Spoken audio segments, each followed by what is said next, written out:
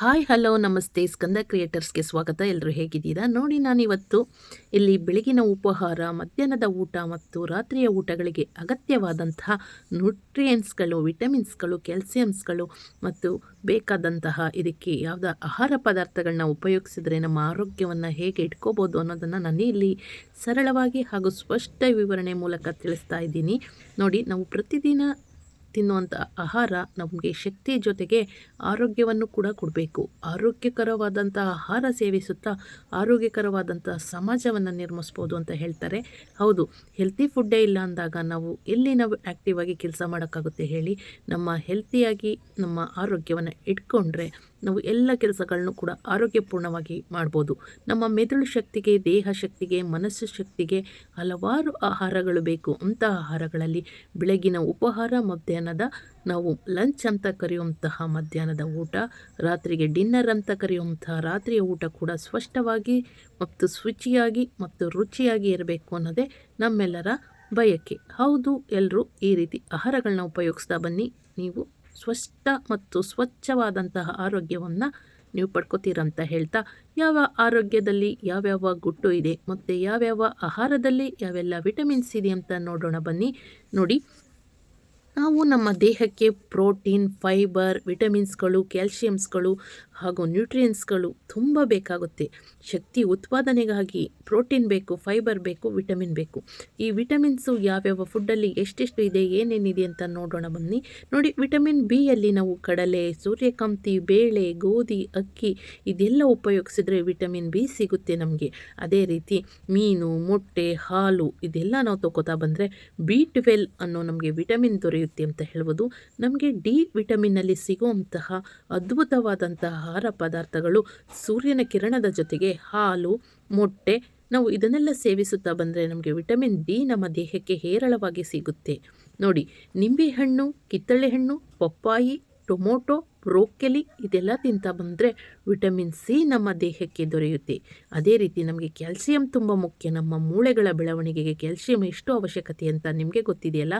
ಈ ಕ್ಯಾಲ್ಸಿಯಂ ಬೇಕು ಅಂದರೆ ಬೆಳಿಗ್ಗೆ ನಾವು ಹಾಲು, ಬೇಳೆ, ತರಕಾರಿ, ಬಾದಾಮಿ ಹಾಗೂ ಮೊಸರು ಮತ್ತು ಪಾಲಕ್ ಸೊಪ್ಪು, ಮೆಂತ್ಯ ಸೊಪ್ಪು ಇಂಥ ಪದಾರ್ಥಗಳಲ್ಲಿ ನಮಗೆ ಹೆಚ್ಚು ವಿಟಮಿನ್ಸ್ ದೊರೆಯುತ್ತದೆ.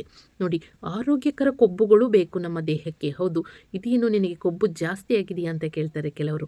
ಅಂದರೆ ಆ ಥರ ಕೊಬ್ಬಲ್ಲ, ಅಹಂಕಾರದ ಕೊಬ್ಬಲ್ಲ ನಾನಿಲ್ಲಿ ಹೇಳ್ತಿರೋದು. ಆರೋಗ್ಯಕರ ಕೊಬ್ಬುಗಳು, ಕೊಲೆಸ್ಟ್ರಾಲ್ ಅನ್ನೋದು ಶುಚಿಯಾಗಿ ಮತ್ತು ಆರೋಗ್ಯಕರವಾದ ಕೊಲೆಸ್ಟ್ರಾಲು ಕೂಡ ಬೇಕು ನಮಗೆ. ಅದರಿಂದ ಇಲ್ಲಿ ಆರೋಗ್ಯಕರ ಕೊಬ್ಬು ನಮಗೆ ದೇಹಕ್ಕೆ ದೊರೆಯಬೇಕಂದ್ರೆ ನೆಲ್ಲಿಕಾಯಿ ತಿನ್ನಬೇಕು, ಕಡಲೆ ಬೀಜ ತಿನ್ನಬೇಕು ಹಾಗೂ ಆಲಿವ್ ಆಯಿಲಲ್ಲಿ ಹೆಚ್ಚಿನ ಕೊಬ್ಬಿನಾಂಶ ಇರುತ್ತೆ.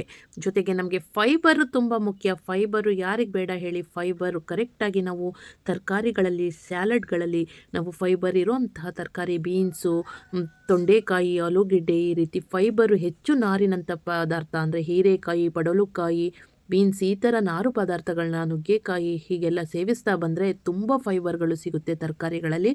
ಆ ಫೈಬರ್ ಯುಕ್ತ ತರಕಾರಿಗಳನ್ನ ತಿನ್ನಲೇಬೇಕು.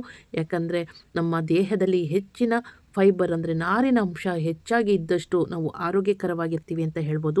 ವಿಟಮಿನ್ B5 ಏನೇನಿದೆ ಅಂತ ನೋಡೋಣ ಬನ್ನಿ. Vitamin B5 ಹಾರ್ಮೋನ್ನ ಸಮತೋಲನವಾಗಿ ಇಟ್ಕೊಳ್ಳುತ್ತೆ.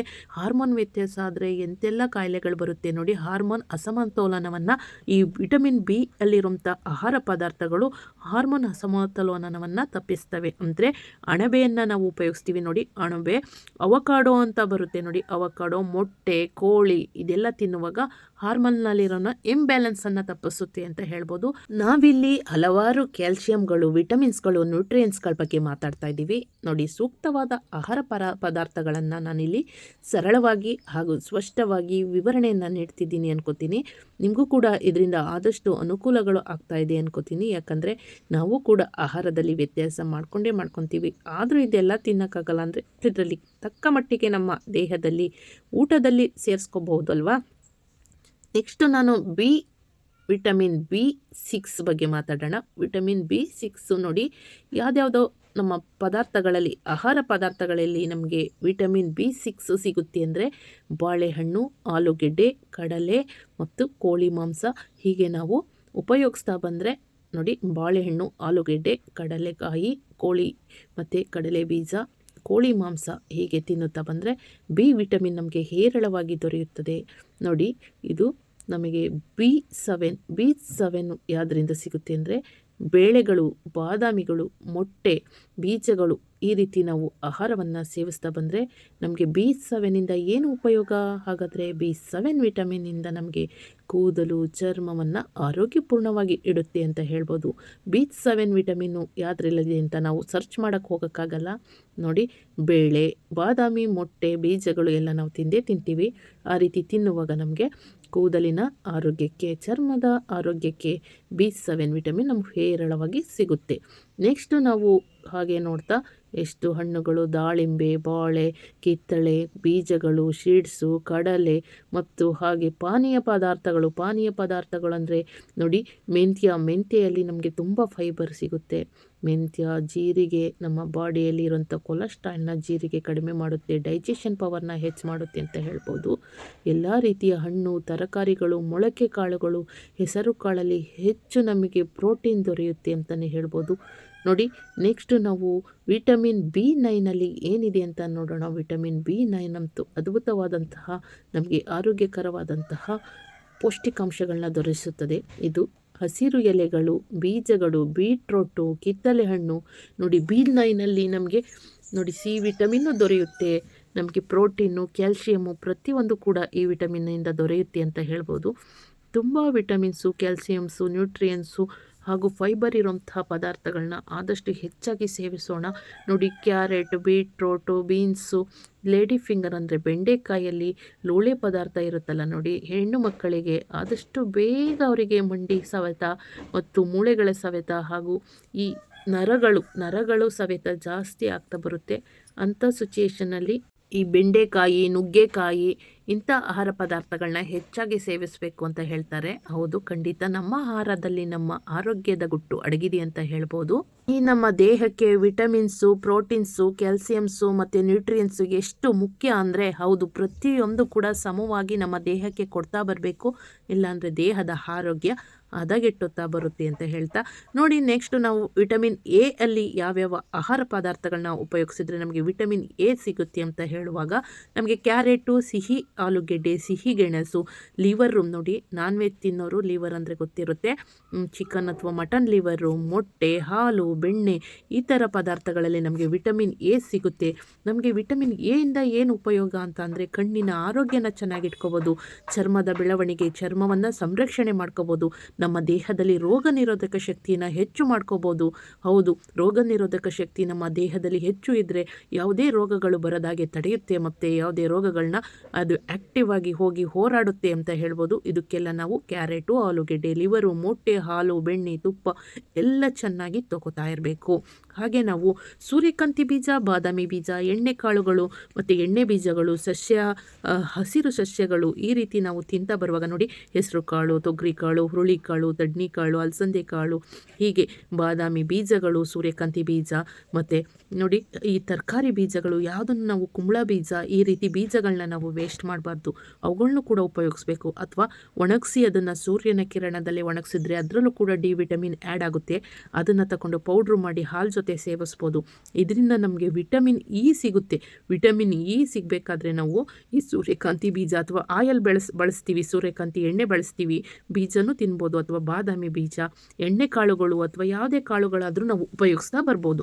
ಮತ್ತು ನಮಗೆ ವಿಟಮಿನ್ ಕೆ ಯಾವ್ಯಾವ ಆಹಾರ ಪದಾರ್ಥದಲ್ಲಿ ಸಿಗುತ್ತೆ ಅಂತ ನೋಡುವಾಗ ಹಸಿರು ಎಲೆ ತರಕಾರಿಗಳು, ಕ್ಯಾಬೇಜು, ಮೆಂತ್ಯ ಸೊಪ್ಪು, ಪಾಲಕ್ ಸೊಪ್ಪು, ಹರವೆ ಸೊಪ್ಪು, ನೋಡಿ ಸಬ್ಬಸಿಗೆ ಸೊಪ್ಪು, ಯಾವುದೇ ಹಸಿರು ಸೊಪ್ಪುಗಳು, ತರಕಾರಿಗಳು ನಾವು ಉಪಯೋಗಿಸ್ತಾ ಬಂದರೆ ಅದರಲ್ಲಿ ವಿಟಮಿನ್ ಕೆ ಸಿಗುತ್ತೆ. ನಮಗೆ ನಾವು ಪ್ರತಿನಿತ್ಯ ತಿನ್ನುವಂಥ ಆಹಾರದಲ್ಲಿ ಇದೆಲ್ಲ ಬಳಸ್ತಾ ಬರಬೇಕು ಅಂತ ಹೇಳ್ತೀನಿ. ನಾಲಿಗೆ ರುಚಿಗೋಸ್ಕರ ನಾವು ಬೇಕ್ರಿಗಳಲ್ಲಿ, ರೋಡ್ ಸೈಡಲ್ಲಿ ಮಾರೋಂಥ ತಿಂಡಿ ತಿನಿಸುಗಳನ್ನ ಆದಷ್ಟು ತಿಂತಾ ಬರ್ತಾರೆ. ಹೌದು, ಆದಷ್ಟು ನಾವು ಅದಕ್ಕೆ ಬಳಸಿರೋಂತಹ ಫುಡ್ ಕಲರ್ ಆಗಲಿ, ಟೇಸ್ಟಿಂಗ್ ಪೌಡ್ರಲ್ಲಿ ಯಾವುದನ್ನು ನಾವು ಲೆಕ್ಕಿಸೋದಿಲ್ಲ. ನಮಗೆ ಬೇಕಾಗಿರೋದು ಒಂದೇ ಒಂದು ನಾಲಿಗೆ ರುಚಿ. ಅದು ಶುಚಿಯಾಗಿದೆಯಾ ನೋಡಲ್ಲ, ಏನಿಲ್ಲ, ನಮಗೆ ಆಗ ತಿನ್ನಬೇಕಷ್ಟೇ.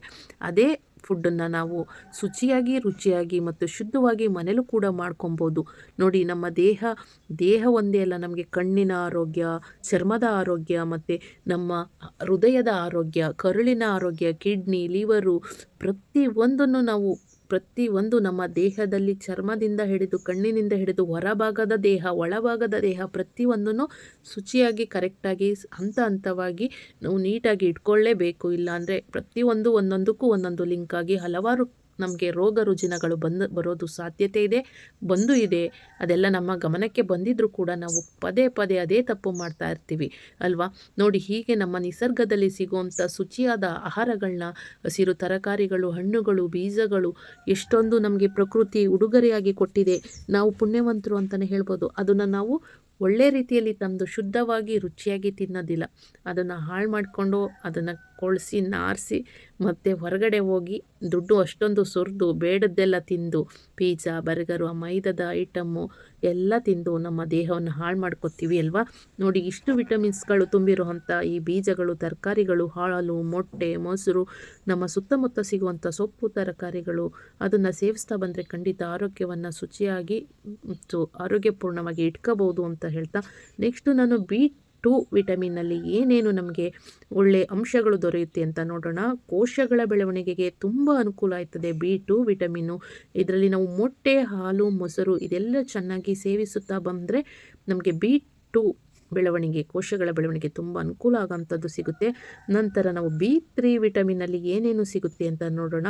ನೋಡಿ, ನರಗಳು, ನಮ್ಮ ದೇಹದಲ್ಲಿ ಎಷ್ಟು ನರಗಳಿದೆ ಅಂತ ನರಗಳನ್ನು ನಾವು ಸಂರಕ್ಷಣೆ ಮಾಡ್ಬೋದು. ಅದು ವೈರ್ ಇದ್ದಂಗೆ, ಯಾವುದೇ ವೈರ್ ಕಲೆಕ್ಷನ್ ಕಟ್ಟಾದರೂ ಕೂಡ, ಒಂದೇ ಒಂದು ನರ ಕಟ್ಟಾದರೂ ಕೂಡ ದೇಹಕ್ಕೆ ಎಷ್ಟು ಎಫೆಕ್ಟು ಎಲ್ಲರಿಗೂ ಗೊತ್ತು. ಅಂಥ ನರಗಳನ್ನ ನಾವು ಮತ್ತು ನರದ ಆರೋಗ್ಯ ಮತ್ತು ಚರ್ಮದ ಆರೋಗ್ಯವನ್ನು ತುಂಬ ಚೆನ್ನಾಗಿ ಇಟ್ಕೊಳ್ಳೋಕ್ಕೆ ಅಂತ ನಮಗೆ ಈ B3 ವಿಟಮಿನ್ B3 ನಮಗೆ ಸಹಾಯಕ ಆಗುತ್ತೆ ಅಂತ ಹೇಳ್ಬೋದು. ಇದರಲ್ಲಿ ನಮಗೆ ಕೋಳಿ, ಮೀನು, ಗೋಧಿ, ಕಡಲೆ ಈ ರೀತಿ ಆಹಾರಗಳನ್ನ ಸೇವಿಸ್ತಾ ಬಂದರೆ ನಮಗೆ B3 ವಿಟಮಿನ್ ಹೇರಳವಾಗಿ ದೊರೆಯುತ್ತೆ. ಹಾಗೂ ನಮ್ಮ ನರಗಳು ಮತ್ತು ಚರ್ಮವನ್ನು ಸುರಕ್ಷಿತವಾಗಿ ಹಾಗೂ ಕ್ಷೇಮವಾಗಿ ಇಟ್ಕೋಬೋದು ಅಂತ ಹೇಳ್ತಾ ಇದ್ದೀನಿ. ಇಲ್ಲಿವರೆಗೂ ನನಗೆ ತಿಳಿದಷ್ಟು ವಿಷಯಗಳನ್ನ ನಿಮ್ಮ ಜೊತೆ ಶೇರ್ ಮಾಡಿಕೊಂಡೆ. ನೋಡಿ, ಇಲ್ಲಿ ನಾನು ಹೊಸದಾಗಿ ಈ ಆರೋಗ್ಯಕರ ವಿಡಿಯೋ ಮಾಡಲೇಬೇಕು, ಪ್ರತಿಯೊಬ್ಬರಿಗೂ ಆರೋಗ್ಯಕರ ಅಡುಗೆಗಳ ಸಹಾಯ ಬೇಕೇ ಬೇಕು ಅನ್ನೋ ಉದ್ದೇಶದಿಂದ ಈ ವಿಡಿಯೋನ ಮಾಡ್ತಾ ಇದ್ದೀನಿ. ಯಾರೆಲ್ಲ ಹೊಸದಾಗಿ ಈ ವಿಡಿಯೋಸ್ನ ನೋಡ್ತಾ ಇದ್ದೀರಿ, ನಮ್ಮ ಚಾನಲ್ನ ವಿಸಿಟ್ ಮಾಡಿದ್ದೀರಿ, ಸಬ್ಸ್ಕ್ರೈಬ್ ಮಾಡಿಕೊಂಡು ನಮಗೆ ಸಪೋರ್ಟ್ ಮಾಡಿ. ಈ ವಿಡಿಯೋನ ನಿಮ್ಮ ಸ್ನೇಹಿತರಿಗೆ, ಕುಟುಂಬದವರಿಗೆ ಹಾಗೂ ನಿಮ್ಮ ಪ್ರೀತಿ ಬಾಂಧವರಿಗೆ ಶೇರ್ ಮಾಡಿ. ಯಾಕಂದರೆ ಅವರೆಲ್ಲರ ಆರೋಗ್ಯ, ನಿಮ್ಮ ಆರೋಗ್ಯ, ಎಲ್ಲರ ಆರೋಗ್ಯನೂ ತುಂಬ ಚೆನ್ನಾಗಿರಬೇಕು ಅಂತ ನಮ್ಮೆಲ್ಲರ ಹಾರೈಕೆ. ಸ್ವಸ್ಥ ಸಮಾಜಕ್ಕೆ ಸ್ವಸ್ಥ ಆರೋಗ್ಯ ಬಹುಮುಖ್ಯ ಅಂತ ಹೇಳ್ತಾ ನನ್ನ ವಿಡಿಯೋನ ಮುಗಿಸ್ತಾ ಇದ್ದೀನಿ. ಥ್ಯಾಂಕ್ ಯು, ಧನ್ಯವಾದಗಳು. ಎಲ್ರಿಗೂ ಶುಭವಾಗಲಿ. ಆದಷ್ಟು ಈ ವಿಡಿಯೋನ ಎಲ್ಲ ಕಡೆ ಶೇರ್ ಮಾಡಿ ಅಂತ ಕೇಳ್ಕೊತಾ, ಸ್ಕಂದ ಕ್ರಿಯೇಟರ್ಸ್ ಮೇಲೆ ನಿಮ್ಮ ಪ್ರೀತಿಯ ಕಾಳಜಿ, ವಿಶ್ವಾಸ ಹೀಗೆ ಇರಲಿ ಅಂತ ಕೇಳ್ಕೊತಾ ಎಲ್ರಿಗೂ ಹೃದಯಪೂರ್ವಕ ಧನ್ಯವಾದಗಳು.